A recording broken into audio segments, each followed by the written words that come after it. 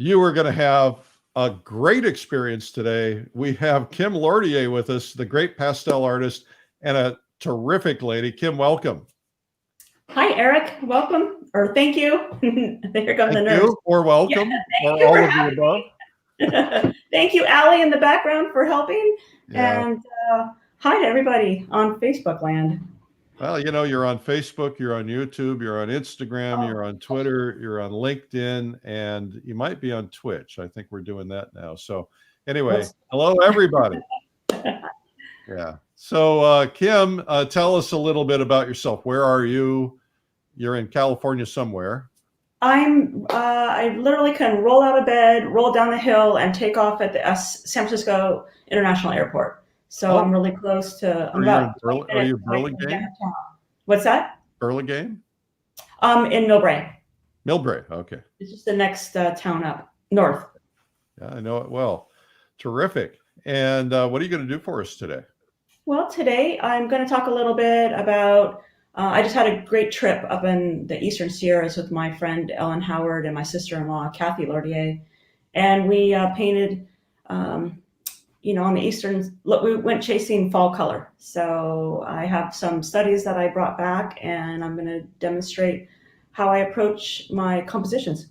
Oh, cool. All right. Love Ellen. I don't know your sister, but I love Ellen. So you'd love Kathy too. You do. And your sister's also a painter? She paints as well. That's not her primary employment, but she gets out there as much as she possibly can.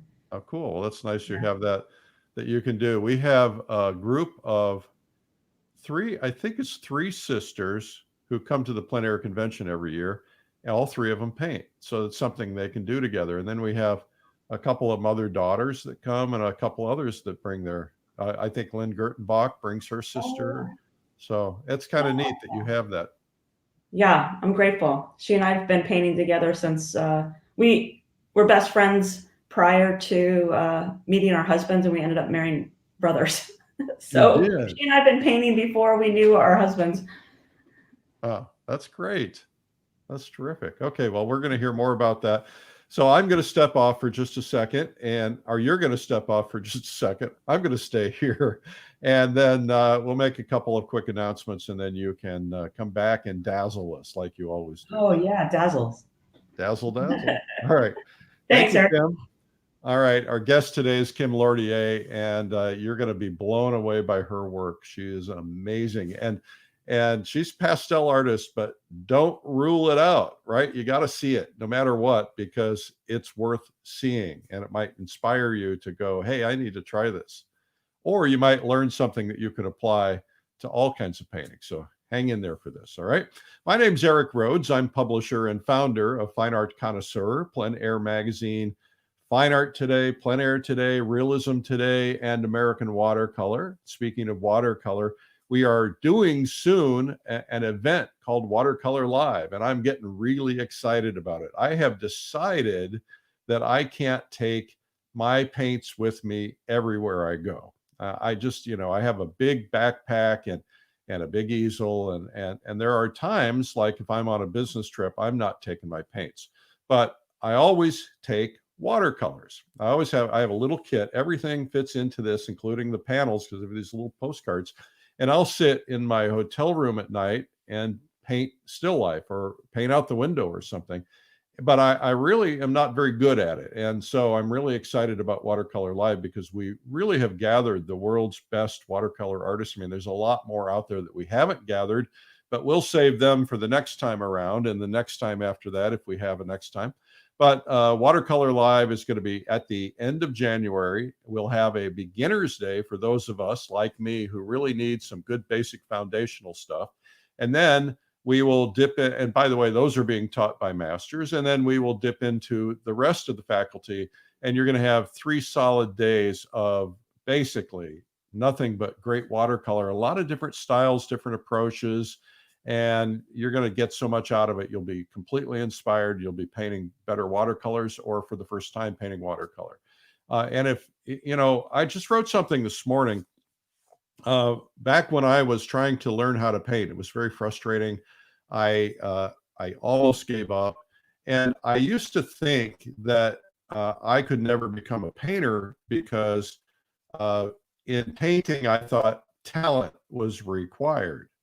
And there are people who have natural talent. I don't want to dispute that. But there are people out there like me who, if you can follow a process, if you can just simply follow a step-by-step process, you can learn to become a proficient painter.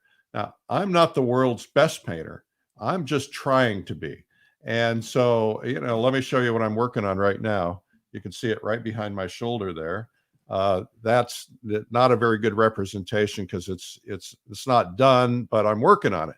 And the idea is that if you'd have showed me that years and years ago, I thought, no, I could have never done anything close to that. But the idea is that it's a process that I learned. And if you feel like you happen to be watching this and you can't learn art because you can't draw a stick figure, you feel like you don't have any talent, it is just not true. You can do this, and you can do it by just taking a first step to learn the process. Watercolor is really a great place to start. First off, watercolor, you don't have to learn about materials as much. You still have to learn about materials, but it's basically a brush, watercolor, and water, right? You don't have to learn about oils and mediums and things like that. And so this is a great first step for you. And by the way, the cost of entry is about the cost of going out to dinner with a bottle of wine or so. And so, you can really get it. And if you can't make the 4 days, just know that you get a certain amount of replay time when you sign up. Now, there are different levels of replays. You can get up to a year of replays if you sign up for our VIP package, which is actually the best package because you're not only getting a year of replay, which everybody wants, but you're also getting all these goodies with the logo on it, and you're getting just a box full of cool stuff, and you're getting about $400 worth of the many art instruction videos that we've created. And so, when you do the math on it, it actually works out pretty well. But whatever level you go into, whether it's the general, the premier, or the VIP, you get different levels of replay. And we have the world's best artists on that. And you want to check it out at watercolorlive.com. I'm not going to show you any graphics on that today. I want to show you, though, that we have a winner of the easel brush clip. The winner is Renee Long from North Carolina. All right, Renee, thumbs up and applause for Renee. If you look over there on my easel, right there, you can see my brush clip. It's a must-have for me, and it's something that I really I love. It's something I invented, but I really love it, and I like having it right there where I can get my brushes out. It's just really handy. So the winner today is Renee Long in North Carolina. Today's prize is, all right, a plein air apron. And so you can win this. The way to win it is through comments. And we are asking you to say where you're from. You don't have to, but it's nice to see where people are from every day. And you can win this lovely blue jean material plein air apron, which is adjustable. And mine has paint all over it. I'm not sending you mine. I'll send you one that's new in a package. All right. How about that?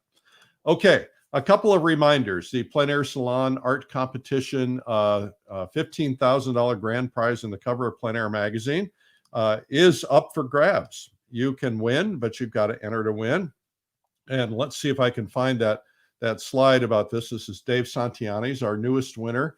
It is a $15,000 check that he's holding, and he's got his image on the cover of the new Plein Air magazine, which is coming out any minute.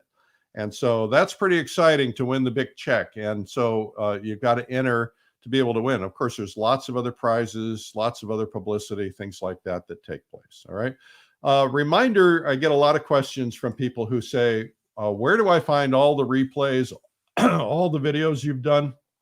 Today is day number 232. Sorry, I had to get some water.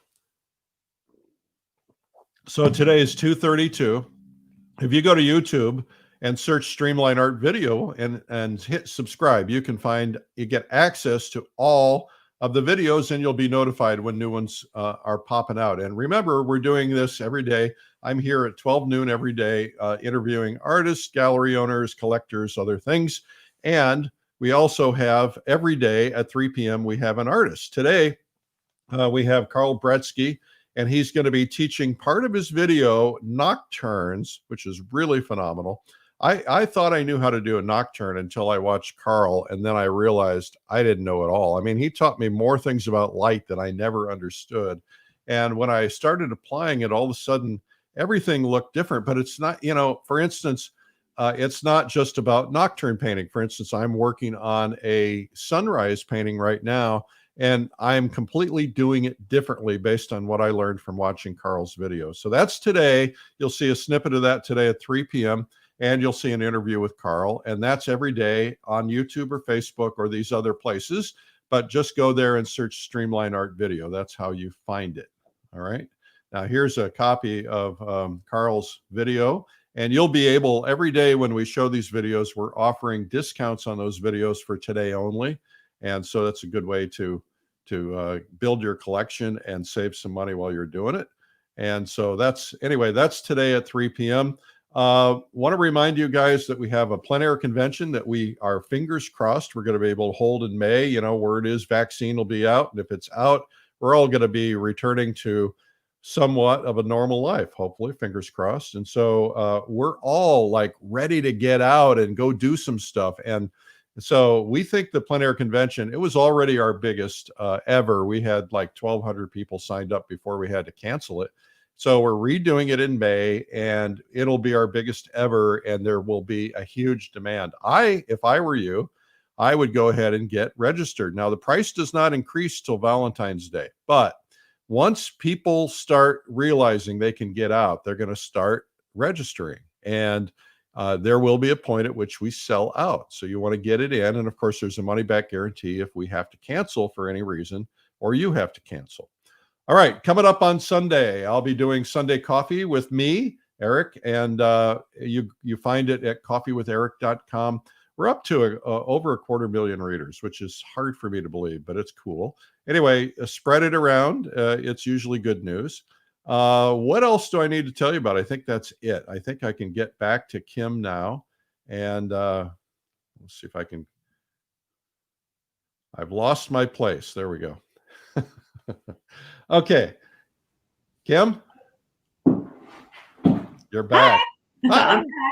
Okay, I was rearranging my camera based on the little icon in the lower left, and I got it all. Anyway, hi. What's going to happen is when I go off screen, it's going to look more like that.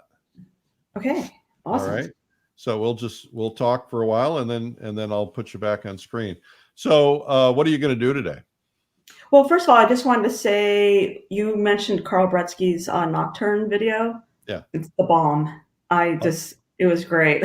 So I recommend it too. Wait, now I have to just double check that. The or a? The bomb or a bomb? Big difference. Oh, the bomb. All right. Yeah. now you're making me. Yeah. Okay. We're good. No, it was great. It's a great video. That halos. I was dreaming about halos after watching that video. Yeah, I'll tell you, I learned so much about halos. I never would have anticipated that, and I was doing it all wrong. So yeah, I would agree. It was great. So I think I mentioned earlier that I had a great trip. With Ellen and Kathy, and we just chased fall color in the Sierras last month.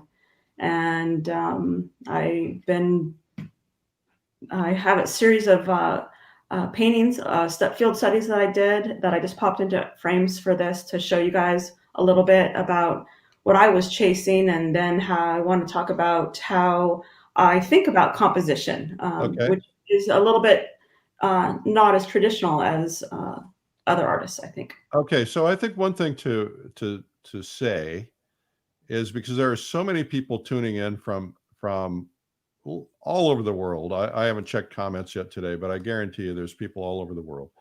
And there are people who are at different levels, and there are terms that we use that sometimes are not terms that they know.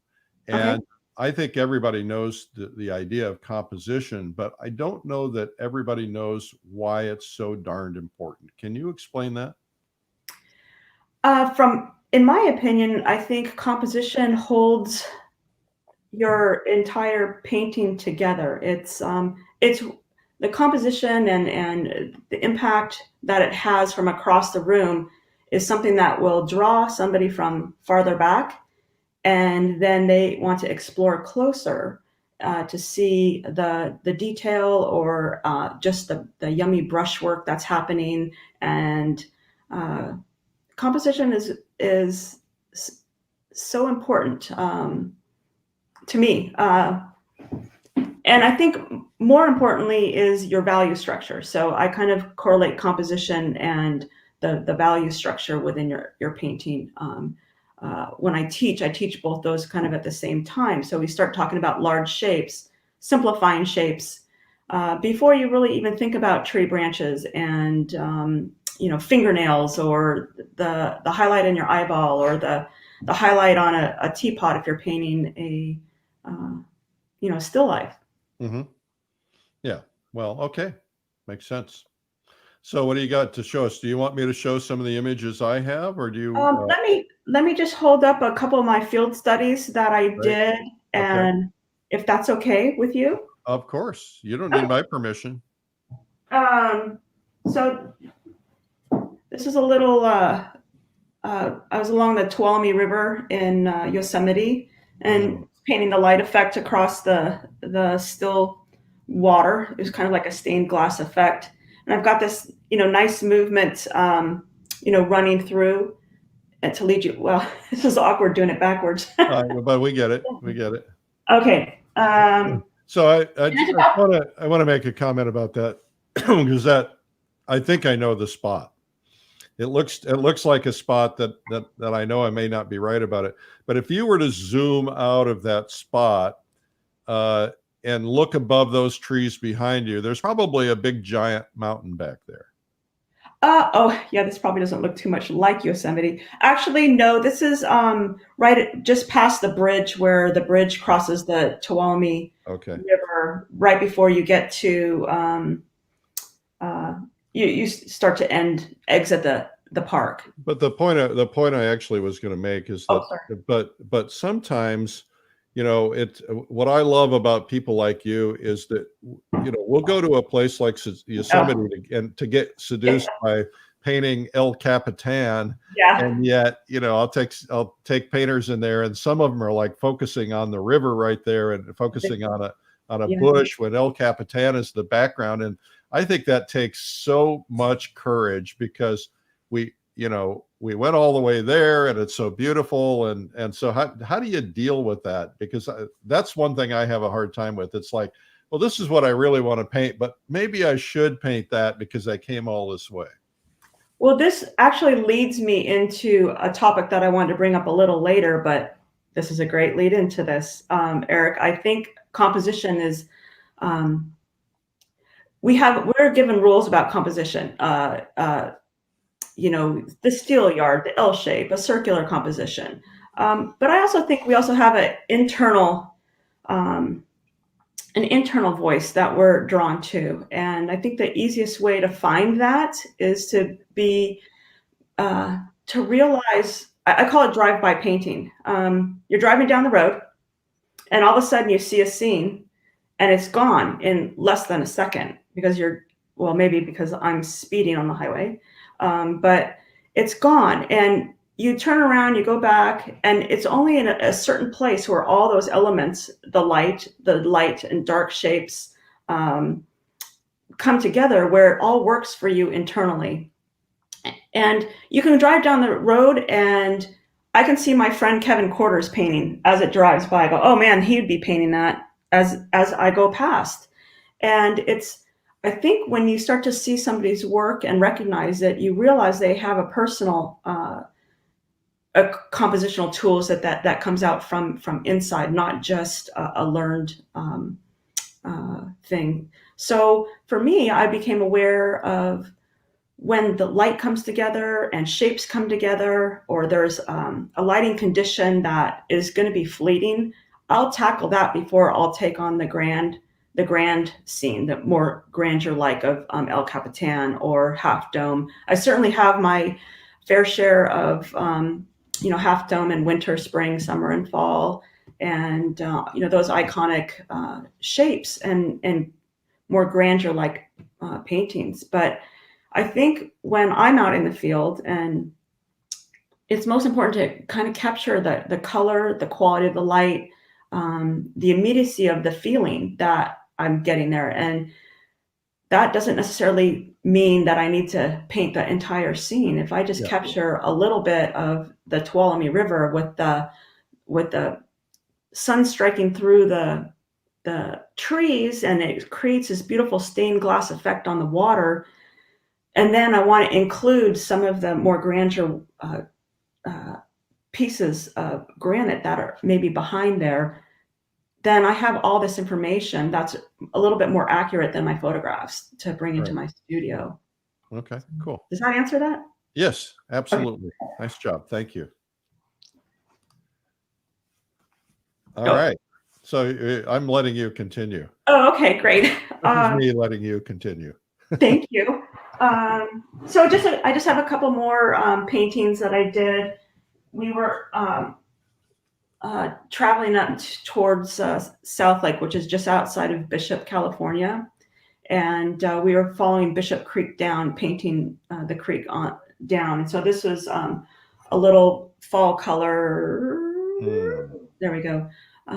That I got. This is part of Bishop Creek here. What I was really loving the warm and cool relationships between this grove was super orange, not the typical yellow that I've seen.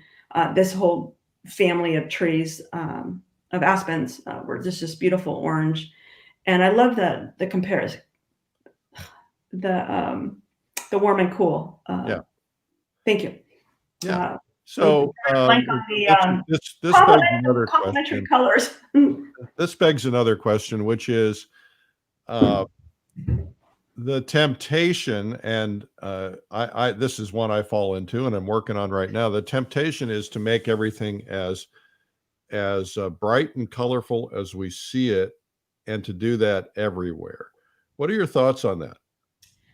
I probably have more of a tendency to use more intense color over all. I have a harder time graying down my colors in order to support the center of interest, or who was I just listening to?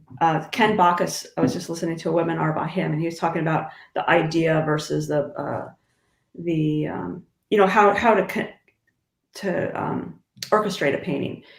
And so I have a tendency and I love color, more intense color. So I'm less likely to gray something else out in order to support that.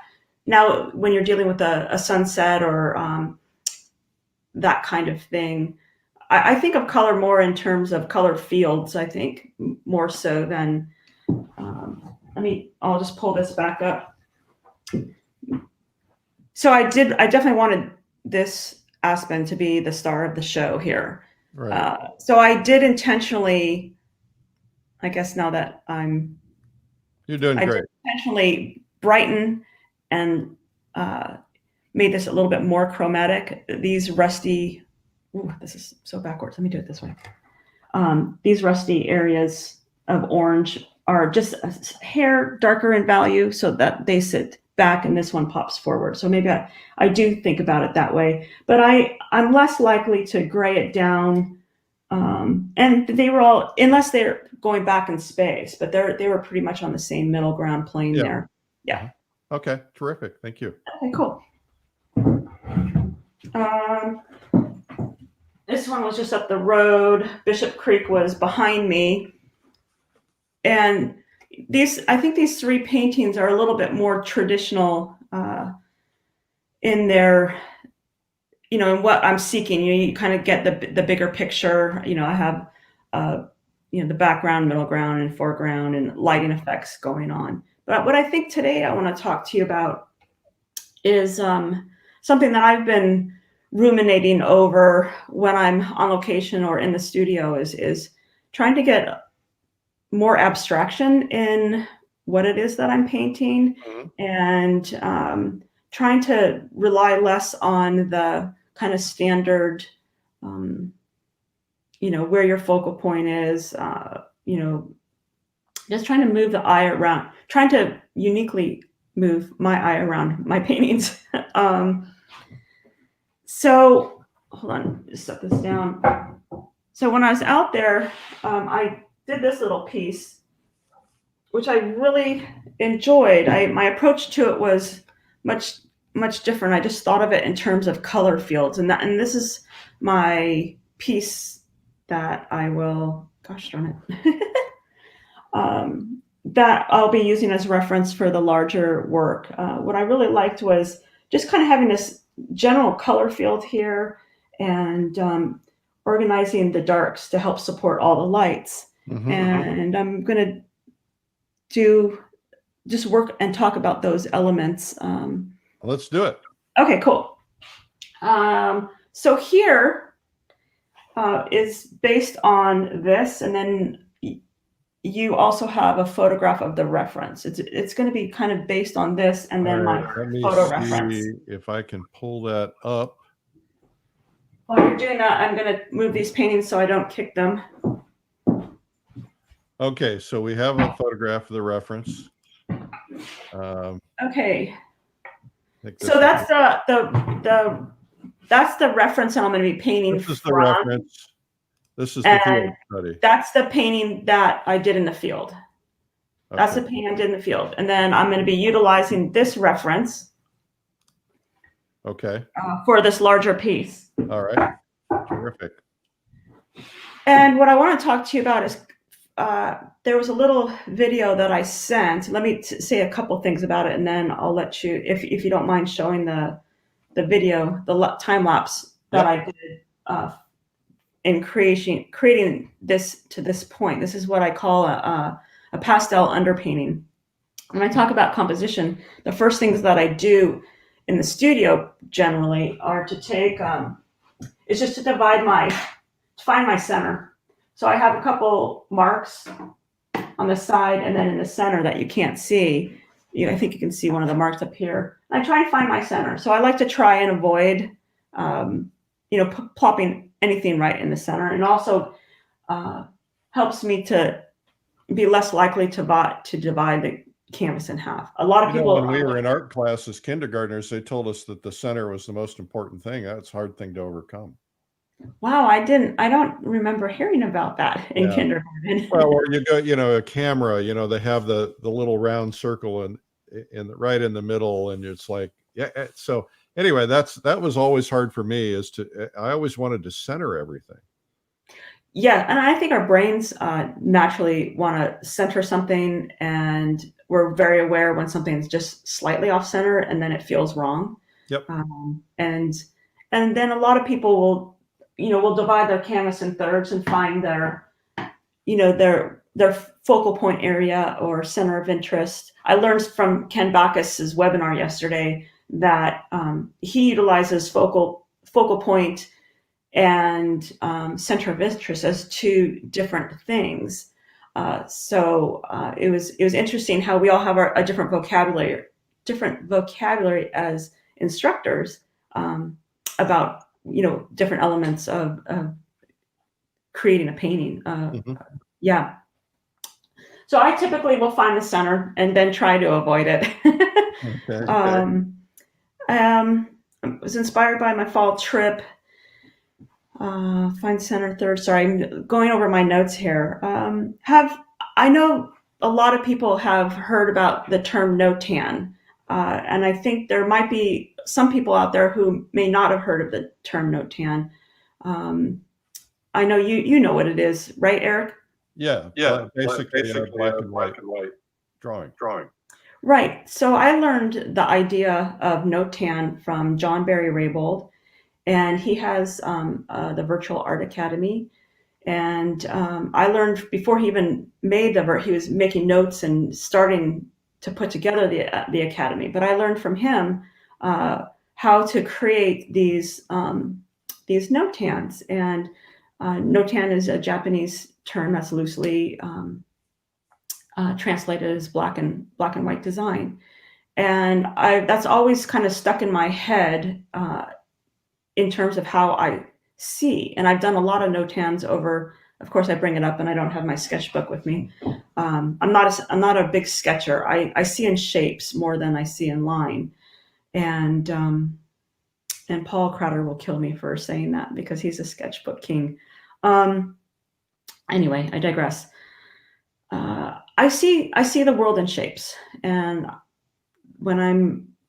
I also think about how much dark and light I have, so a dominant value. So when I look at this overall scene here, to me, it's going to be a dominant middle value, and then my light values that will poke through the tree will be the elements of interest that are going to help lead the eye through the painting, and then my darks that are also going to do the same. And I will need, once I start painting on top of this, I'll have an idea of, I'll probably push my darks a little bit more in places that will help lead your eye through. Okay. I will not get to the end of that because we have a limited time, but I'll get going. You want me to show that video? Really quickly. So this is an underpainting. What people are going to see on the video is me doing my initial sketch, laying in the pastel, which is applied really light. The videos goes fast. So the underpainting is created with pastel. It's done really light pressure. Then I take, I don't have it, Turpenoid. And this used to be a filbert brush. And then I paint and wet all the pigment around. And then it creates kind of like this watercolor effect, and then it dries, and then I'm ready to go. So yeah, go ahead, if you don't mind, go ahead and show them. Here we go.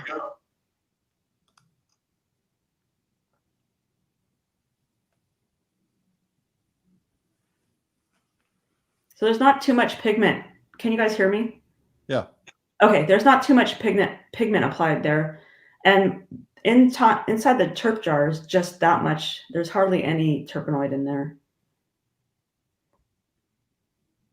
And so when I'm trying to keep my colors as clean, you don't want to mush everything all around, then you'll create mud.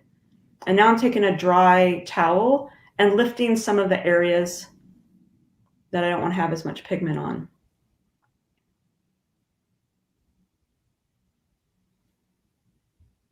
Ta-da! Okay, that was I posted that yesterday. Okay. Okay. All right. Terrific. Okay, let's get started because you've got about 23 minutes, something like that.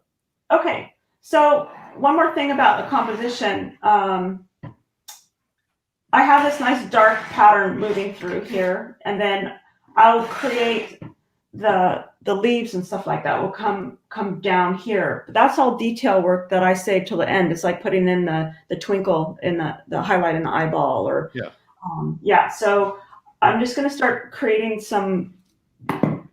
just building my pastel up. And my primary workhorses are Terry Ludwig pastels and unisons.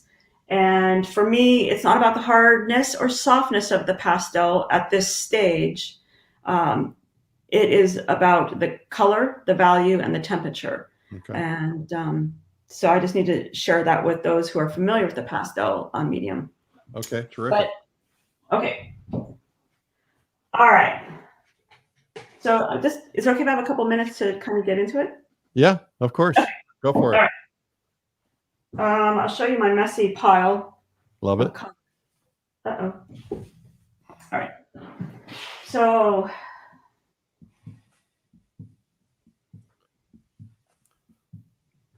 I want to reestablish. I'm going to go ahead and reestablish a little bit of my. What is your surface? My surface is UArt. It's literally I have a hard time painting and talking at the same time. Is literally the letter U and then art. The sanded surface. It's a This is the 400 grit. It comes in different varying grits. So it's like sandpaper. It's literally, yeah, can you hear this? Yeah. Yeah, it's most oil painters that I go and paint with unfortunately have to get used to this sound. Kind of like fingers on a blackboard.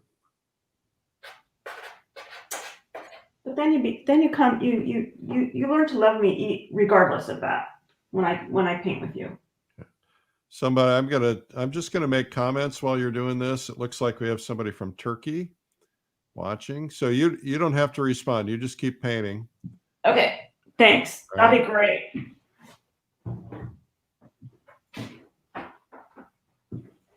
I need to get my study up here. It's too light. So what I think about when I'm picking up my colors, you know, what's the value? What's the temperature? That's too light. I want it cooling this off as it goes underneath this mass of color. All right. Italy, Germany. Now they're stepping up. Netherlands. The minute I mention somebody from somewhere, all of a sudden everybody starts putting their place in. Love it. Mexico, Brazil, India. Oh, you're popular, Kim. British Columbia, Ireland. Ireland. All these places I want to go paint. Let's go. I'd love to get to Ireland. I wish I'd taken your New Zealand. Yeah.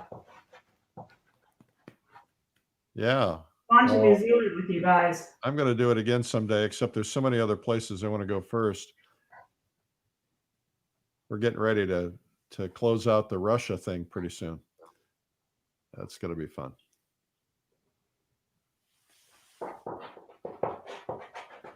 Ah, somebody watching from America. Hey. Hollywood. New Hampshire. Well, I better not start naming states. I'll have to name all 50 of them. Okay.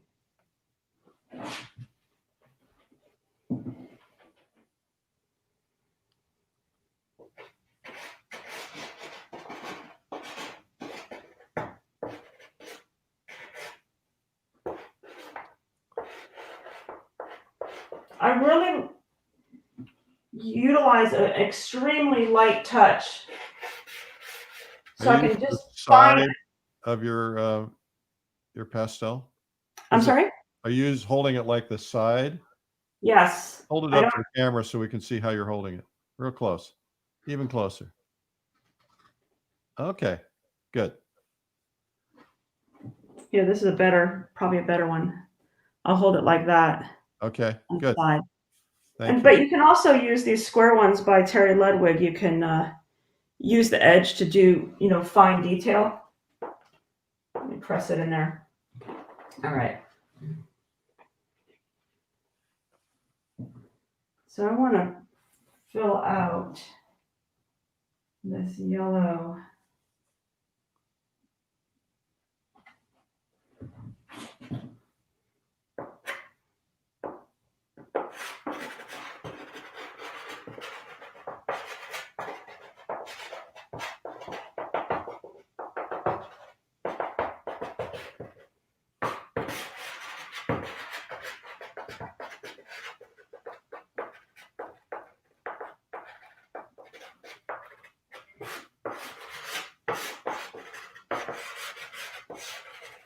I'm digging the rhythm. This is the only way I can paint. I don't start finding the details until much later in the process. Right. And it is a little noisy.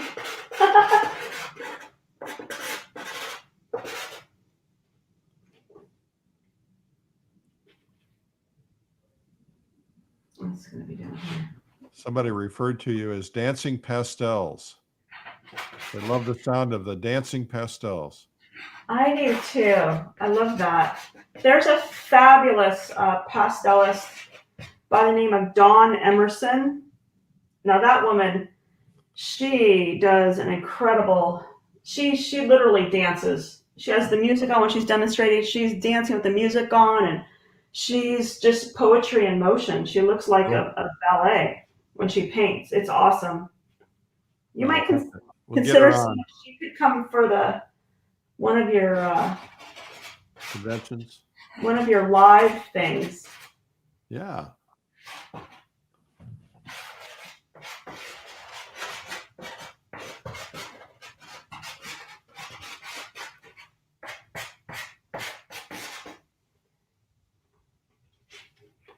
It's funny. I'm used to painting with music on too.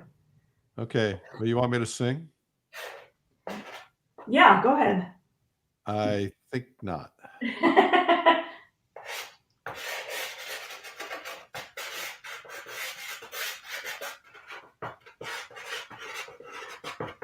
Is there any way you can get the camera closer to the canvas? These people speak up if they want something, and I try to give them what they want. Oh yeah, baby. Oh yeah, baby. All right. Yeah. Is that good enough? Yeah, as long as you work on the area we can see. Yeah, good. Oh, you mean like pull it closer? Oh, I'm holding it. No, so they can see you paint. Yeah, hold on. And stack it on a bunch of books or something. Yeah, is that better? Yeah, that's good. Thank you. Okay.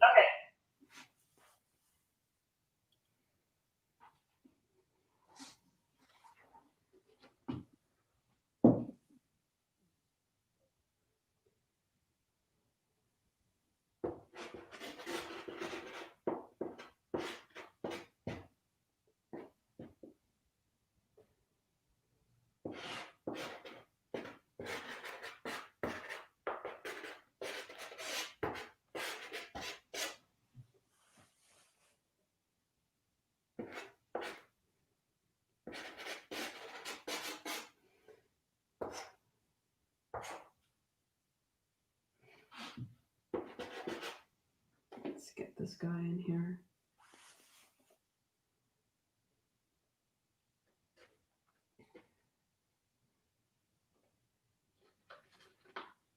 Your hands get really dry because of all the pastel dust.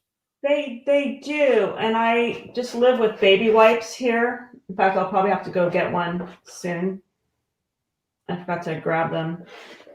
And what about all the dust that's generated in the air? Are you ever concerned about that? So right down here, this box is called an artist's air, Yeah. and it's attached over here and on underneath. It's attached to a HEPA filter that's turned upside down, So it's and it pulling all creates the dust a out. draw. But I'm not going to turn it on because you guys wouldn't. Yeah. Actually, maybe I'll turn it on so you don't have to listen to me. No. But normally it's pulling the dust out of the air. Okay. Yeah, absolutely. Yay. Absolutely. Okay. We want you to live a long time. Live Thanks, long and Eric. prosper.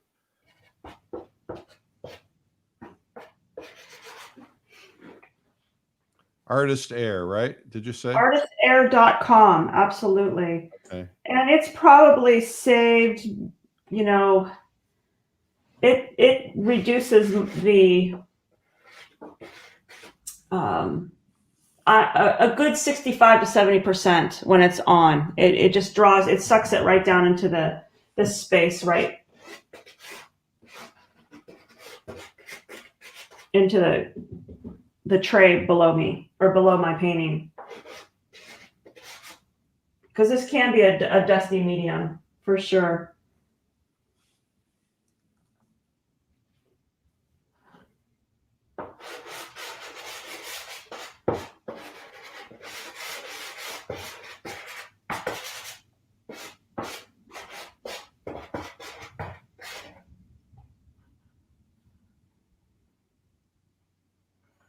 See, I'm gonna go with a.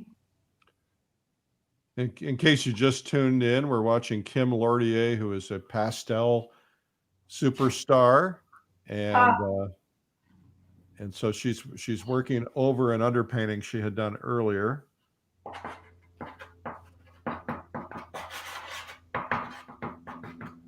And we've got Kim. We're down to about 10 minutes left. What? Yeah, I know it goes quickly. That's why I try to keep things moving. Yeah. Yeah.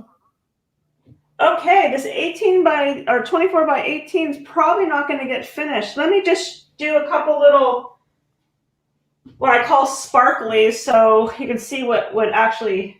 I'll try and finish this today and post it this weekend. Not today, but get a little bit closer. But you can see how I would start to add in. I would never do that. I would never start adding these little highlights at this stage. Right. I need to find my shapes, define my shapes a little bit more before I would Right. get into this. But I want to get a little light value to help, lead that viewer's eye. I love this movement. And so I want to reinforce that. This is going to have to be darker in value, but just to get a little bit of, opening up, and it looks like just a middle value mess right now. But if I get a few key little lights in here, it'll help to see the bigger shape that I had intended. I'm using the I always have a Mirror. A mirror behind me, but the camera's working pretty good here for that. Let me do a couple more. Let me just do a little highlight on one of these trees. So my light source is coming from the right, and so I'm going to make sure that it's just right and above. So I want to make sure it's going to hit.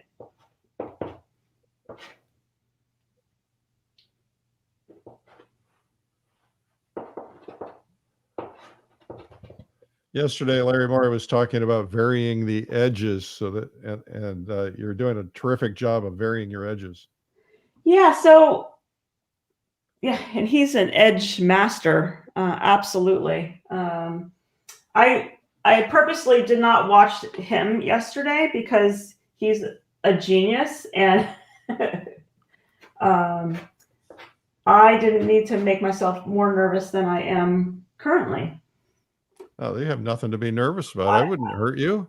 I These people will. are all our friends. I know. I will be watching him probably tonight.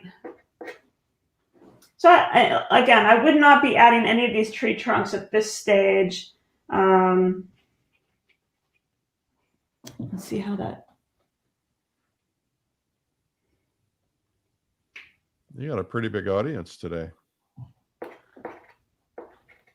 Well, say hi to. Well, I guess I can say hi to everybody. Thank you for joining us. I'm very appreciative.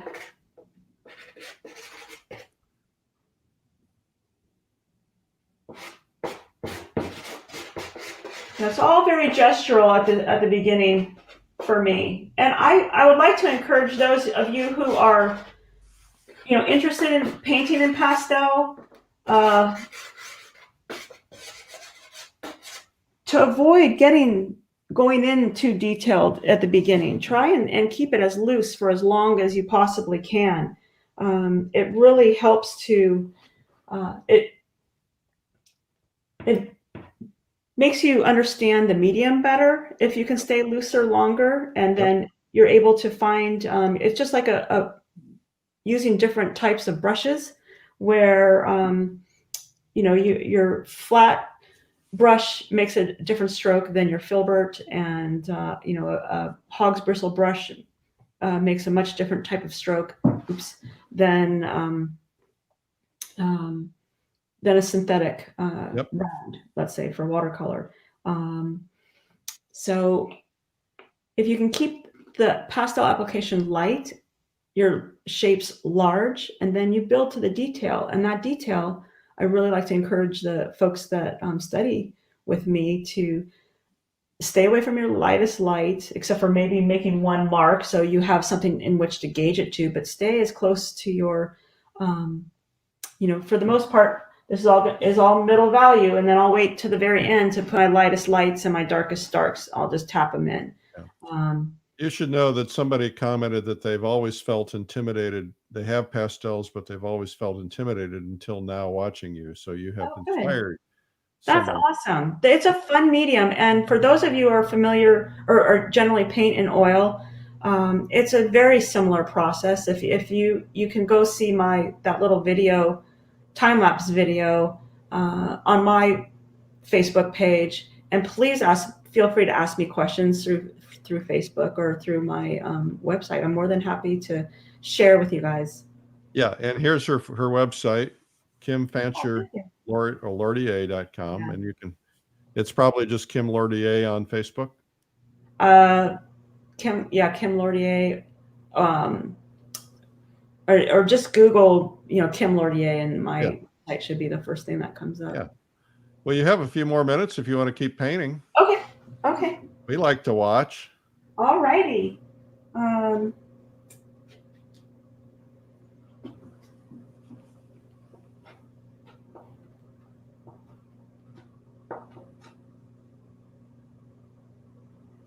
Here I'm going into the detail when I just talked about not. Well, you're trying to show us. Yeah.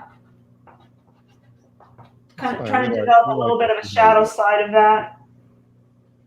And I like to vary the colors. So this has a greenish note. This shadow side will be a little bit more purple. When we were in the Sierras painting, we were, California has been truly devastated by wildfires, and we were painting in the smoke-filled skies and the air quality. And so a lot of the colors that we were experiencing had the light was really, really warm in a lot of places, and the shadows would turn more turquoise because of the orange quality of the sun, of the light that was hitting. And so it creates for some much different different types of color studies.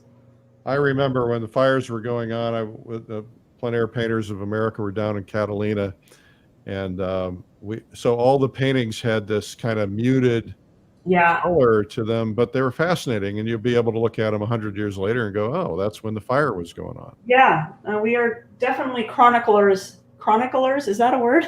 It is now. You just created it. Leave it to me. Of what's happening with our planet and our times, So when I'm choosing colors at this stage, because I'm not going to be able to bring this to any kind of conclusion during this time, I'm always thinking the value and the warm and coolness of it. And so when I'm thinking in the background, I'm going to cool the temperature of my color off, and as I come forward, I'm going to, keep it slightly warmer in value. And but then all this down here, a lot of times I would just come in and try and paint, lots of grasses, but I just want to keep it a color field more like this. For those, if there's anybody still watching, you can kind of see where I'm going with. Yeah, you changed your composition, it looks like. Yeah, I'm not one to redo a study. I think that I was an illustration major, and I really hated redoing comps and redoing thumbnails and that kind of thing. Yeah.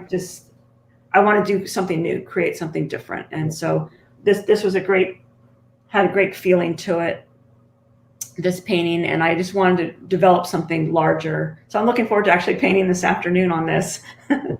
Well, we wish you could see it, but I know you'll post it, and everybody will enjoy seeing that. Should I send it to you, or should I send it to Allie rather, or should I just put it on my own page? You can just go back into the comments, and I would do it later tonight because that way you could answer some questions. Because a lot of people come and watch the replays after work. So Oh, I'll definitely do that. yeah, just post it in the comments later. That'd be terrific. Well, Absolutely. And this is also, fun. if somebody's has any questions about the pastel medium, please, if not on this, go ahead and go to my Facebook page and shoot me a question or instant message me or whatever. Yeah, that Whatever instant message. technology you want to use. Yeah. Well, Kim, this has been delightful. It's always fun having you on and Thank seeing you. you and catching up. And you were quite an inspiration today. So thank you so much for that. So Thank you you had so much no for reason having to be me. nervous. This is my first time. Yeah. Woohoo! Thank Yay. you, Eric, very Good. much. Good Check luck that for the box. convention. Keeping my fingers crossed the convention goes next year. Yeah. And So from your perspective, for people who have never been, what's that experience like? it's 'Cause awesome. I'm always telling them, but they never believe me. It's awesome. And even, I think the first time you go, if you don't have your own community that's there and you're by yourself, uh, there's people are just there and welcome you with open arms. And the folks that are instructing are always more than welcome to, are always open and willing to answer any questions. And it's a terrific experience. Larry said yesterday, he said, plein air painters are the nicest people in the world. He said, they're happier than anybody I know. And I think that spirit comes across at the convention. We have, as you know, we have an orientation at the beginning of the convention. So people who come alone are paired up with 3, 4, 5 other people so they can have dinner groups and lunch groups and things like Yeah, that. And they end yeah. up, making a lot of friends, sometimes lifelong friends. We even Yeah, one yeah. couple met and got married.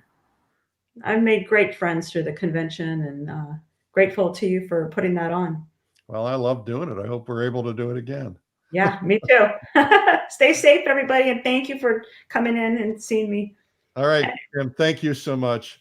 Our guest was Kim Lordier in California. She is such a fabulous pastel artist. I hope you enjoyed that.